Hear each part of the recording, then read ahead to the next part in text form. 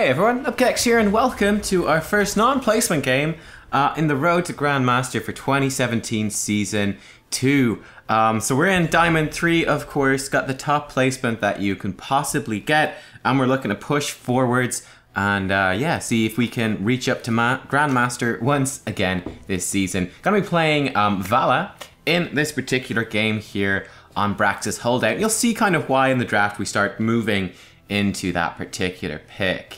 Also really cool, Yellowflash is on our team in this game, which is awesome. Yellowflash is absolutely beast. So yeah, I mean, I think I was kind of curious. I watched the game back from his perspective as well. I think he's going to be putting it up on his YouTube channel. I'll try to stick that in the description of this video so you guys can go check that out if you want. Yellowflash, he tends to stream. He's a Europe player, obviously, and he streams very late at night, kind of evenings and the night. So yeah, he's well worth checking out. I often host him on my own channel as well, so you can catch him there too. So Gul'dan is banned out by the enemy team. Then Genji banned out from us. Both pretty standard bans, to be honest with you.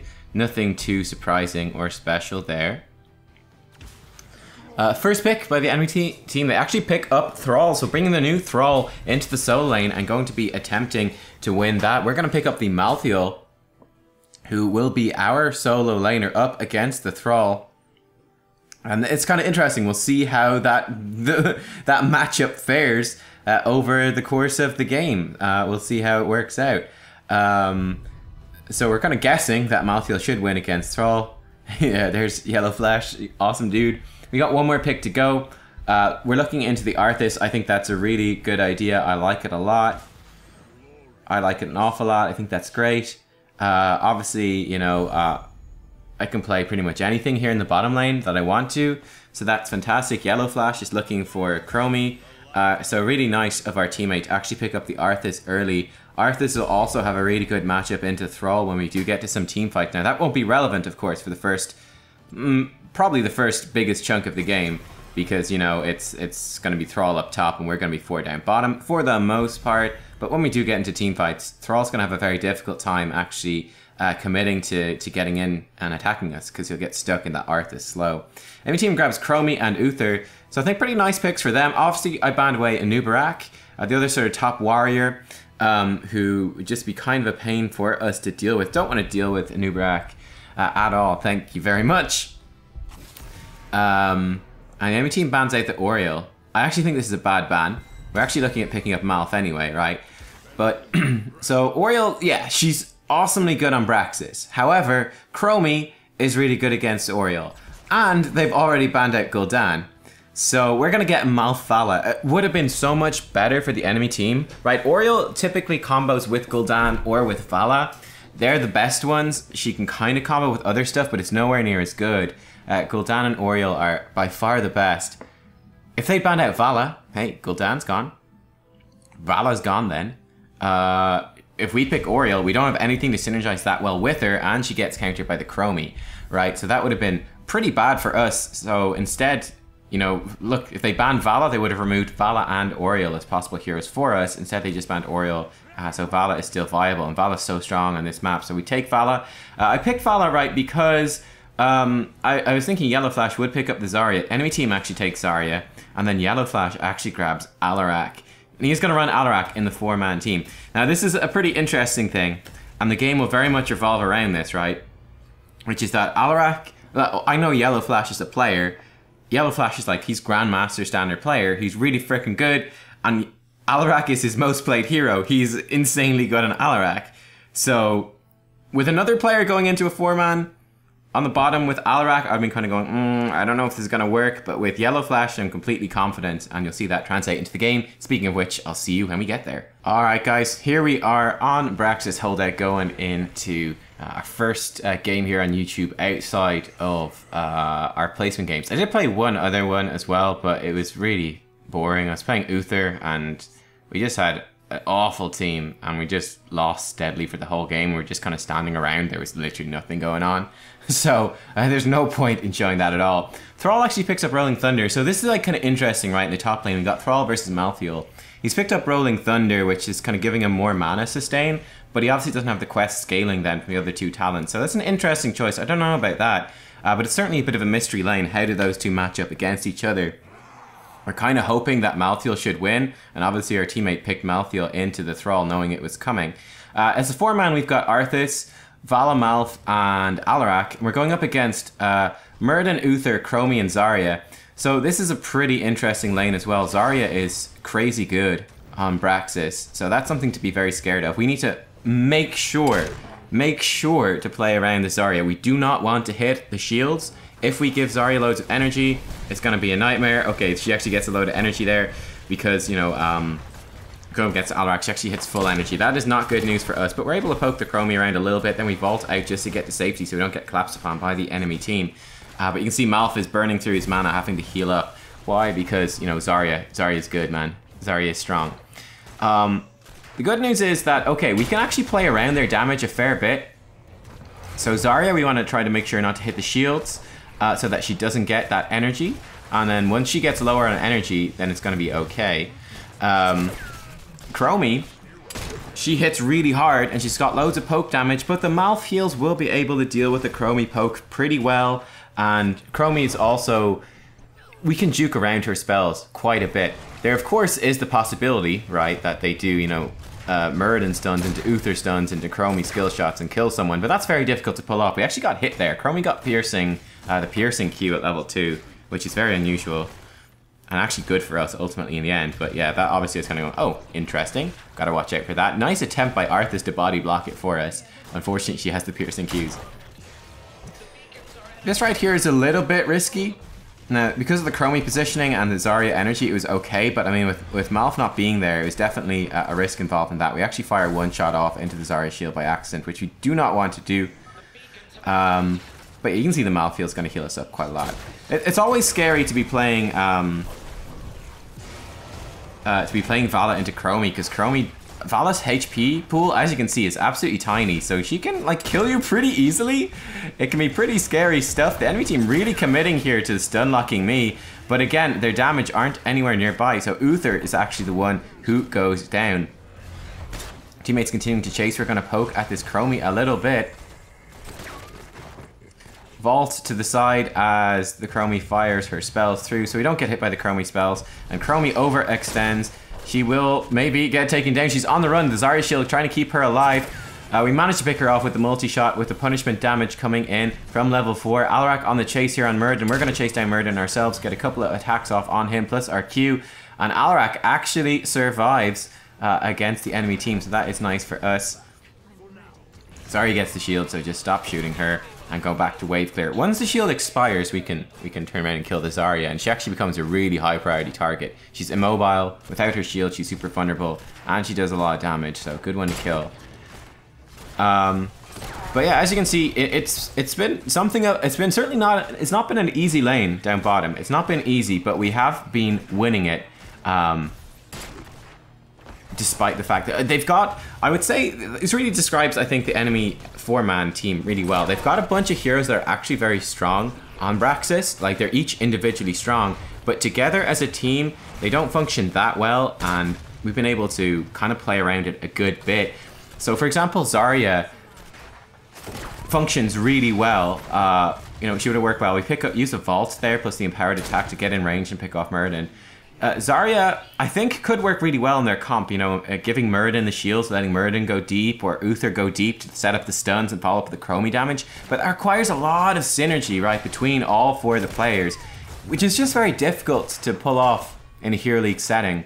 Zarya would, it's easier to make it work. Same thing way with Tassadar, if you have some sort of hyper carry type hero.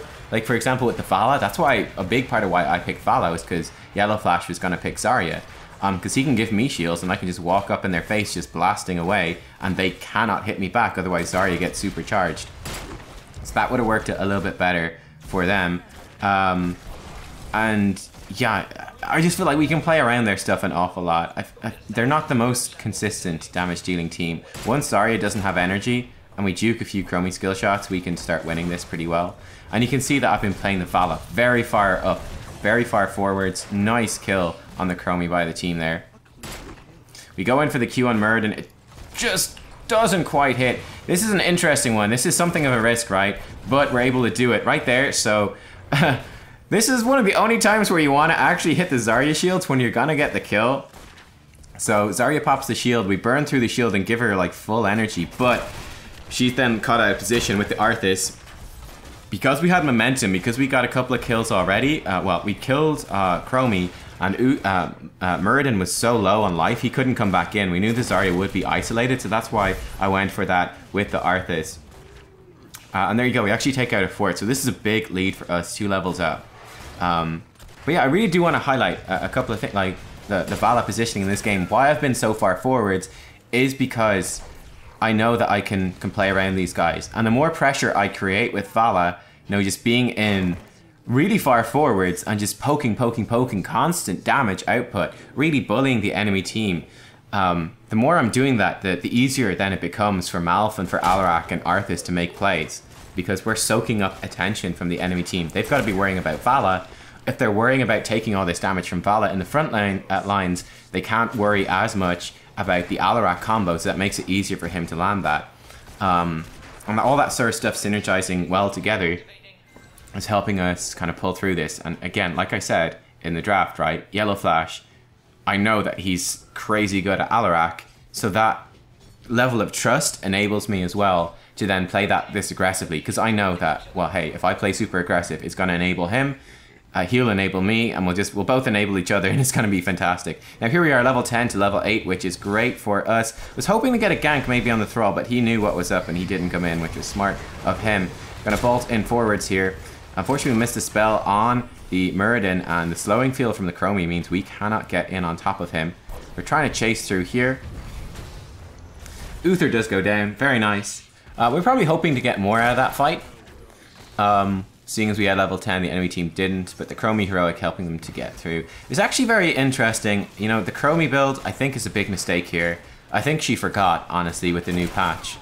But Chromie went into the Slowing Sands, and she also picked up, she got Time Walker's Pursuit, which is standard for the map. Then she got the Piercing Q, and then Mobius Loop, which is half cooldown on the W for wave clear. I think that was a good idea for wave clear.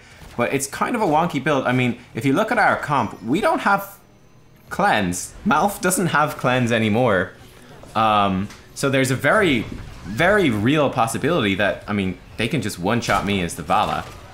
It should be pretty easy for them. We get stunned, so I'm going to vault after we get unstunned, so just in case Chromie was going to aim at us. She actually didn't. So that's nice. And again, just making sure to run around, right? Whenever, you just have to think of Chromie. It helps as well if you can play Chromie.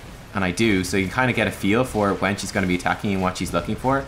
Gonna bust down this sidewall as we're pushing in. Give us an easy escape and just narrow those choke points for when the Chromie comes through. And we're kind of in a flank position here to try to bully that Chromie around and just not go too deep. Keep the damage going. Probably should have fired the stun there at Muradin. Yeah, that's a misplay for me, for sure. Gonna poke the Chromie a little bit just to nullify her counterplay right there. Another stun through the enemy team. We're going to be able to vault away. But that was a misplay. I should have committed more to that Muradin kill onto the left-hand side of the team fight.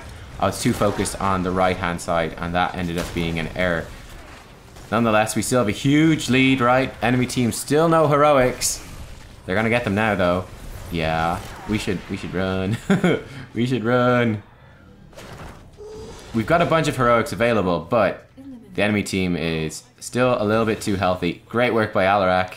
Twilight Dream onto the Muradin, Muradin, and then Alarak follows up with a combo and just one-shots the dude. Kablam, goodbye. Our team is committing to this pretty deep. I'm actually going to go tap a well because I'm very low on life. I want to make sure that I'm not going to be one-shot by Chromie or Zarya just kind of out of the blue, because that is a very real possibility. You don't want to take that risk. There's no huge need to push this too aggressively.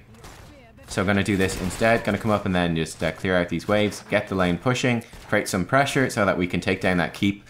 But yeah, if I'd focused to the left-hand side of that fight, in that case, we would have probably got a couple more kills and got the keep out of that. So that was definitely a mistake from me for sure, I think. Kind of bad target priority as we were diving in there. I mean, to be fair, it's not often that you're diving in like level 12 to 9 on Braxis Holdout. Are you going that aggressive? Oh well. C'est la vie. Mistakes were made, we're still way ahead. My talent build in this game, I haven't covered it yet, but Hot Pursuit at 1, it's just a standard multi-shot build. Hot Pursuit at level 1. So each hatred stack gives us a bit of mana. Well, it gives us a bit more movement speed, and then we get mana regen at full stacks. So we have 20% bonus move speed while we've got 10 stacks of hatred, which is just super useful for juking around the enemy team. And the mana regen is fantastic on Braxis. Punishment and Arsenal, the 2 multi-shot talents for basically more multi-shot damage at 4 and 7. Reign of Vengeance for stun, CC lockdown. Basically, it's good against Thrall and Zarya. I mean, they're 4 melee, so it's going to get big value in this game pretty much no matter what. I actually went for Gloom at 13 to survive the Chromie burst, and obviously Thrall does decent burst as well, and just basically straight up survive the burst. That's the idea there. Malthael goes in for a big engage. We get sundered away, but Malthael can survive for quite a long time. We get the stun in on Zarya, but she's popped another shield. Murden Dwarf tosses into the back line. We're trying to focus him down with CC, and he does go down. Our teammates in the meantime, Malthael plus Arthas wreaking havoc. Wreaking absolute havoc over there. Chromie gets the armor from Uther. Yeah, he has Guardian of Ancient Kings, as you saw there, so that's what was keeping her alive. I was like, what is going on? What? Super weird. But yeah, Gloom to survive against the Chromie burst, and nice fight from our team. Again, Chromie struggling to actually get hits and like the damage in against Malthael and Arthas. Pretty difficult for her because Malthael teleports around. This ends up being a disaster. So this is me dead, basically. The stray time trap. I probably should have kept running to the south just to draw them away from my teammates here. But yeah, definitely. Honestly, that's a bit of bad luck. Well, it's 2 things there. So number 1, kind of overstayed. Was unsure which way we were going to move. Like, were we going to swing down through the bottom lane past that keep and escape that way? So we're kind of out of position there, overstaying up in top. Alarak just wrecking fools.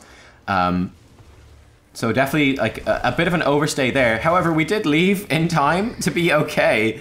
Mounted up. Great, we're on, we're just gonna like just ride our horse on out of there. It's gonna be fine. And then we walk into a time trap which freezes us in time, dismounts us, and hey, we come out of the time trap and there's a bunch of tanks on top of us and we die. Bad news, bad luck. So that was kind of disappointing. At level 16, had a couple of options. I went for Frost Shot in this game. Just again, more multi-shot. Adds a slow to multi-shot and increases the range. So more poke, more wave clear. The slow is going to be really nice against pretty much all of their team. So I figured that would be kind of the one to go for in this situation. It's helped the rest, our 2 melee assassins as well, get big damage down. Huge counter strike. We get a big stun through the enemy team. Fire the multi-shot through as well. Alarak just portals on out of there. Malthael and Arthas diving in as well, and that is a triple kill for us. Malfurion pinging for a retreat, not realizing just how dominantly we could win that fight, and indeed we do. They get taken out, just ripped apart, and that will be game. Nice one by Alarak there once again. Like I said, he played an awesome game, and now 16-13, huge lead for us. We're pushing on in through. Chromie's gonna try poke us off. I mean, the enemy team is respawning, but shouldn't be a huge threat to us, really. We're just gonna walk around the core, get behind the core, far away from the enemy team. Use our W to clear out the minions. There's 2 catapults coming in, so that's probably the best thing we can do to bring them on through. And there you go. The team re-engages, but the enemy core does go down. Hopefully I remember here to throw up the talents, because I didn't show the talents at the end of this video. We'll show the stats and everything like that. Yellowflash gets a well-deserved MVP, I think. He played insanely well. And again, like I said, very unusual to pick up an Alarak in the 4-man down bottom, but because he's so skilled at that hero, it ends up working out. I mean, I felt like, for the most part, I played a really good Valla game in this game. Like, we were playing super aggressive and getting tons of damage out. Favored adjustment. Our team was slightly favored, but yeah, I felt like we played actually a really good Valla game for the most part. I mean, there was a couple of mistakes. I mean, really the only big mistake I would say was kind of bad target priority when we were pushing that bottom keep. We missed out on some opportunities down there, but for the most part, really good Valla game, really aggressive and offensive. And then the fact that Alarak got MVP over that kind of shows how well he was playing, just landing multiple multi-man combos and getting kills and getting picks. And yeah, just it shows you as well, like kind of the enemy team comp not quite working out and just how much we were able to punish that. Plus also shout out to the Malthael as well for just owning that top lane. That was a huge part too that just getting total top control really helped us sort of snowball the game as well. So there you go, guys. Should be a talent build on the left-hand side of the screen pretty soon. Thank you for watching. Give a thumbs up if you enjoyed the video. And I will see you all next time for some more Heroes of the Storm. Bye-bye.